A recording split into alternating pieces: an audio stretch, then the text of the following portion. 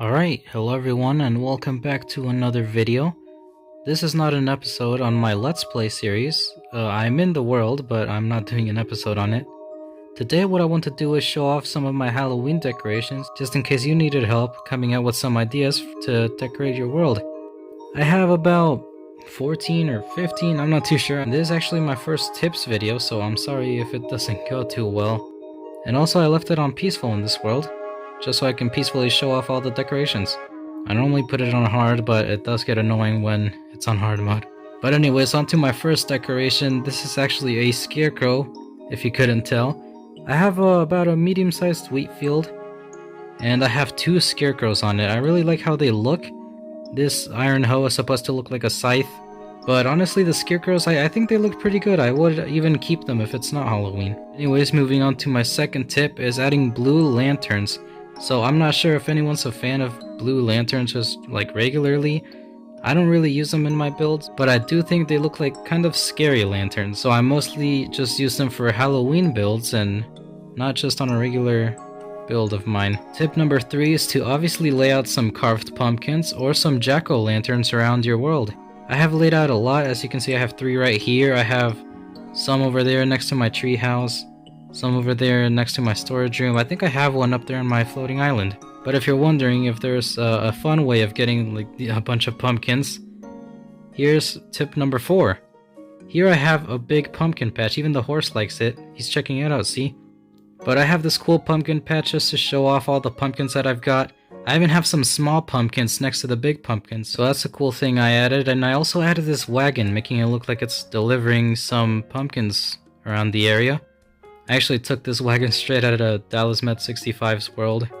I think it looks pretty cool, so I decided to use it in my world. I used pickles to look like the stems of the pumpkins, and I used some dead bushes to make it look like the pumpkins could have grown out of it. And here's a little pumpkin farm. Overall, I have been harvesting a lot of pumpkins, and I have over a stack now, so that's even more to lay around my world. But anyways, now moving on to tip number 5. So if you have some skulls laying around your world, I have a few. I have some skeletons, zombies, and even creeper skulls. And if you're wondering how to get them in survival mode, you basically get a charged creeper and get them to blow up any skeleton or zombie or other creepers.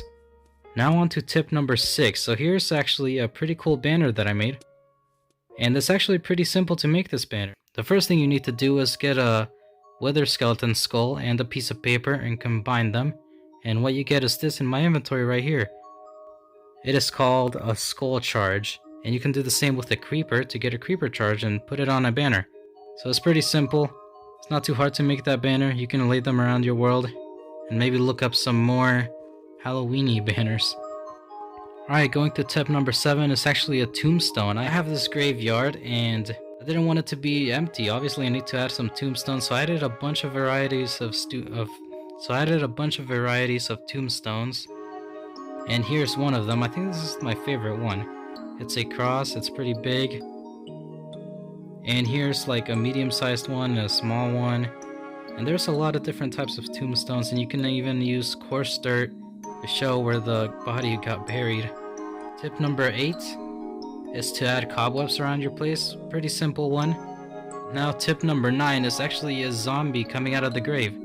This is the same thing I did for the small pumpkins in the pumpkin patch, except I just added a zombie and gave him a leather tunic, and now it looks like he's coming out of a grave. It looks pretty cool. I think that was tip number 9. I'm losing count. I'm just not even gonna say the numbers of the tips anymore. The next tip is to add some coffins. So if you didn't notice, this looks like a coffin, at least to me, and I think it looks pretty cool right next to the church. Some extra coffins just in case some more beloved ones die. Don't worry, Pepe, you will never die. It's pretty simple to make. All you need is 2 planks and 3 trapdoors around the top, and I think it looks like a coffin. I have one standing up right here and 3 of them laying down. And here's the inside of my church if you were curious. Not too big, but I really like how it turned out. Here are the rest of my tombstones, and I actually buried some of my pets that I've lost, sadly. I still need to bury a few more, I think, but I'll do that another time. Alright, now moving on to the main attraction. This is my haunted house. I actually finished this last episode, and I am really proud with how it turned out. Maybe there's a little bit more work to be done on here, but for now I think I'm done. Alright, so that's enough talking about how proud I am of this mansion. Now let's just go ahead and walk in. By the way, this doorbell doesn't really do anything. Anyways, let's go ahead and walk in the mansion. So right off the bat, the first thing you notice is these flickering lights, and it's actually completely random how they flicker. Really proud with how they turned out. I didn't want to make all of them flicker, I think that would be too annoying. So I made only like 4 or 5, I don't know how many, but I made some of them flicker. By the way, if you want a tutorial on how to make these lanterns flicker, I doubt that anyone will comment, but just in case, you can comment if you want a tutorial. Alright, the next tip is actually very similar to the flickering lamps, but I'm just gonna go ahead and wait for it to happen.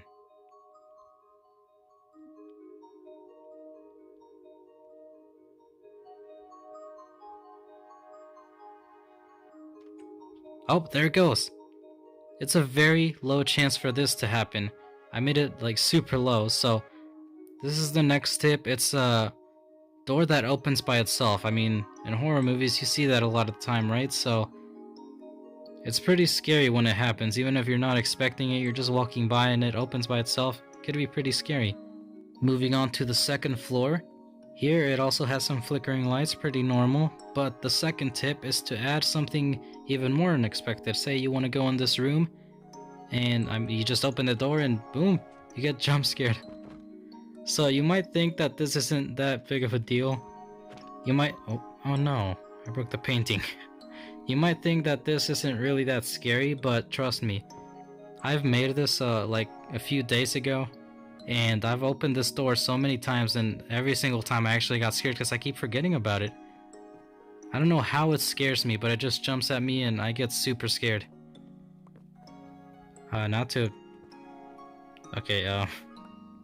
So I think that was my last tip, is the jump scare. Once again, if you want a tutorial on how to do that, if anyone would want to comment, then I'll gladly make a tutorial on how to make flickering lights, self-opening door, and the jump scare. So those were all my little tips on Halloween decorations. I hope you guys enjoyed. Again, this is my first little tip video, so if it wasn't that great, I'm sorry. And this is actually my second time recording the whole thing, because the first time the audio did not work, and I hope the audio isn't messed up this time. I don't want to do this again. Well, once again, thank you to anyone who watched my video. I am very up close and personal. I hope you enjoyed, and I'll see you guys another time. Goodbye, everyone.